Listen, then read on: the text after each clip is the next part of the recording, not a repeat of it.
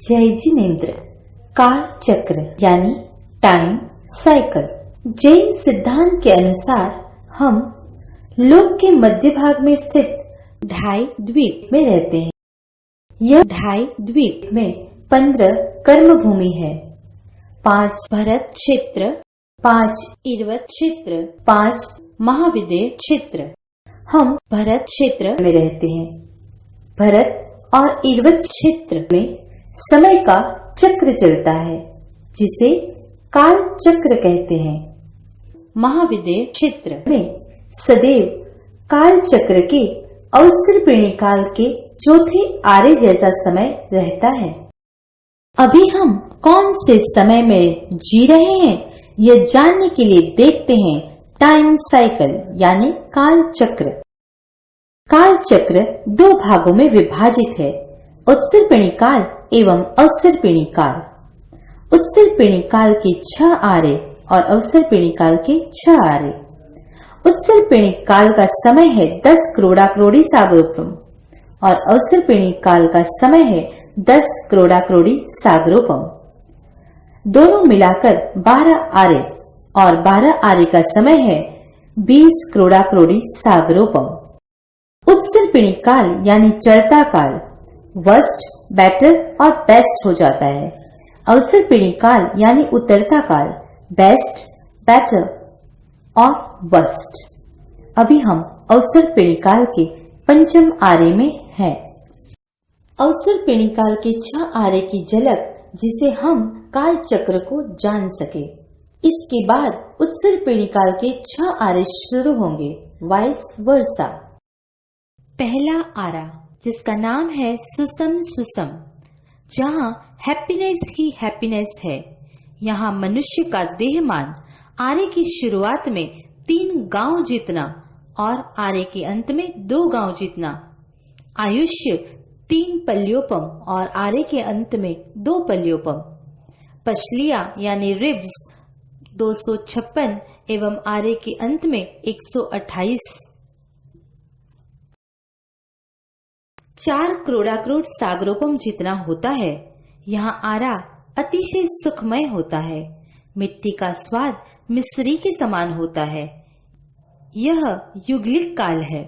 युगल twins, 1 boy and 1 girl का साथ में जन्म होता है।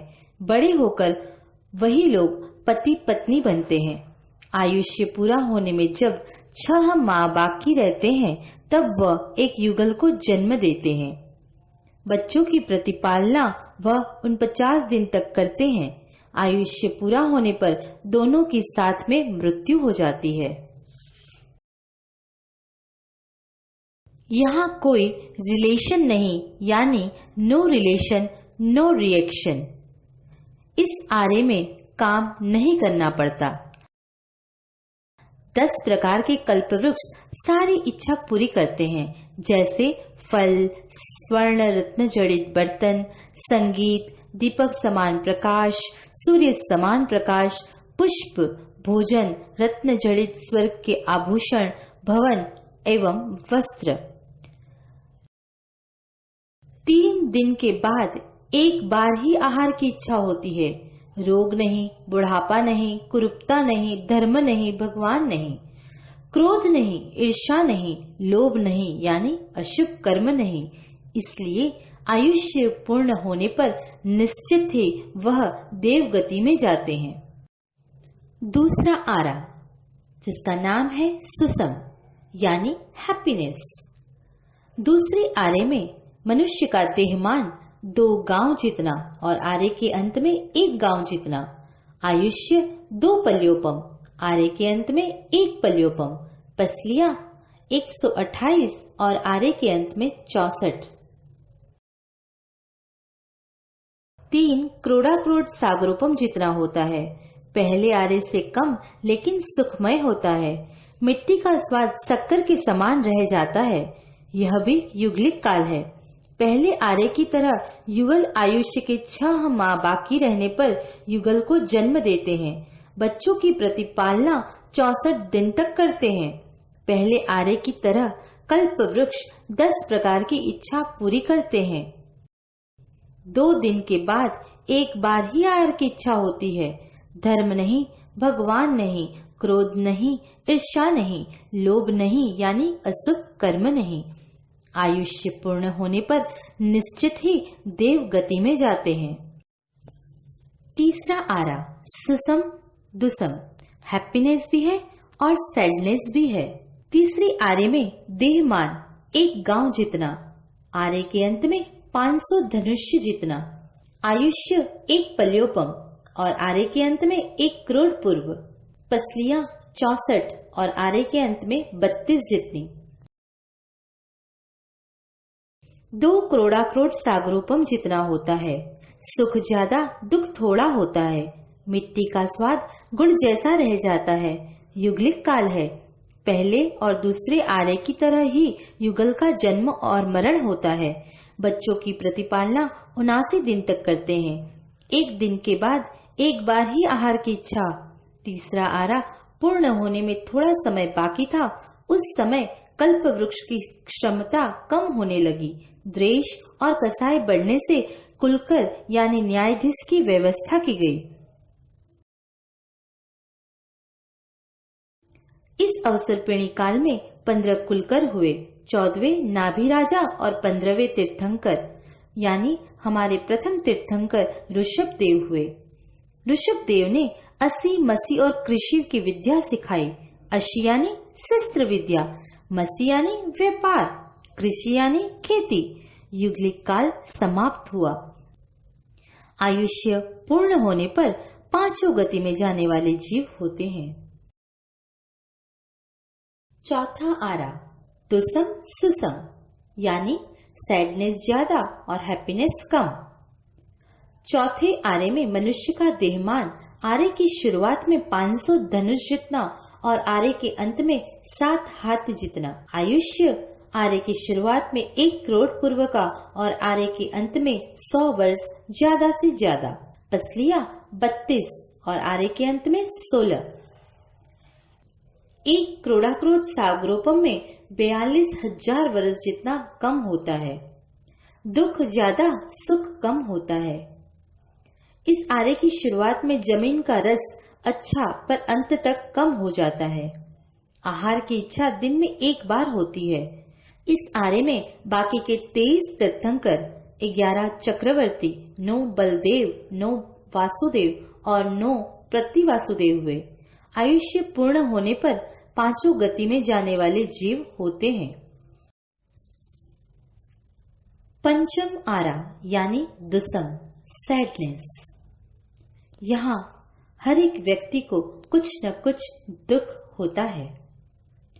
पंचम आरे में देहमान आरे की शुरुआत में 7 हाथ जितना, आरे के अंत में 2 हाथ का। आयुष्य 100 वर्ष ज्यादा से ज्यादा और आरे के अंत में 20 साल का। पसलियां 16 और आरे के अंत में 8। यह आरा 21,000 वर्ष तक चलता है। इस आरे की शुरुआत में जमीन का रस थोड़ा ठीक पर अंत तक कुंभार के निम्भाड़े की राख के समान हो जाता है। यहाँ मात्र दुख। आहार की इच्छा हमेशा ही रहती है। यहाँ भगवान नहीं है पर धर्म है। 4 गति में जाने वाले जीव होते हैं। 5वां आरा पूरा होने पर 10 प्रकार की बारिश होगी जिसमें सब कुछ विनाश हो जाएगा। मात्र 5 स्थानक ही बचेंगे। पहला गंगा नदी, दूसरा सिंधु नदी, तीसरी लवण की खाड़ी, चौथी ऋषभकुट पर्वत और 5वां वैताढ़्य पर्वत। गंगा और सिंधु नदी में बहुत कम पानी रहेगा और 4 चीजों का विनाश होगा।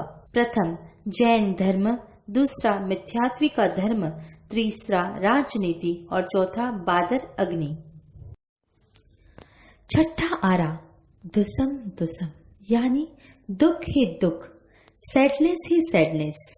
छठे आरे में मनुष्य का देहमान आरे की शुरुआत में 2 हाथ जितना और आरे के अंत में 1 हाथ जितना। छठे आरे में मनुष्य का आयुष्य आरे की शुरुआत में 20 वर्ष और आरे के अंत में 16 वर्ष। पसलियां 8 और आरे के अंत में 4।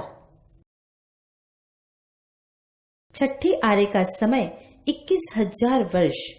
इस आरे में भयंकर दुख, जमीन का रस राख के समान यानी छाई जैसा।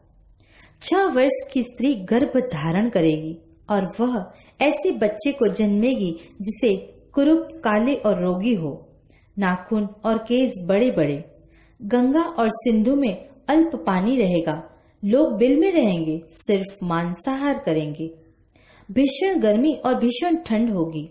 मनुष्य मच्छी नदी से निकाल के रेत में सेक के खाएंगे। नरक और तिर्यंज गति में जाने वाले जीव होते हैं। जो मनुष्य धर्म रहित होगा उसे इस आरे में जन्म लेना पड़ेगा। दीवानों प्रिय, अभी हमने काल चक्र की हर एक आरे का वर्णन सुना। एक काल चक्र में धर्म का काल मात्र अल्प समय का है। हमें ईगो, जेलसी, एंगर को कम करके दान, धर्म, तप, त्याग वगैरह करके पुण्य कमाना चाहिए। परमात्मा ने कहा, समय मात्र भी प्रमाद करने जैसा नहीं है। प्रमाद से मुक्ति ही परिभ्रमण से मुक्ति। जय जिनेंद्र।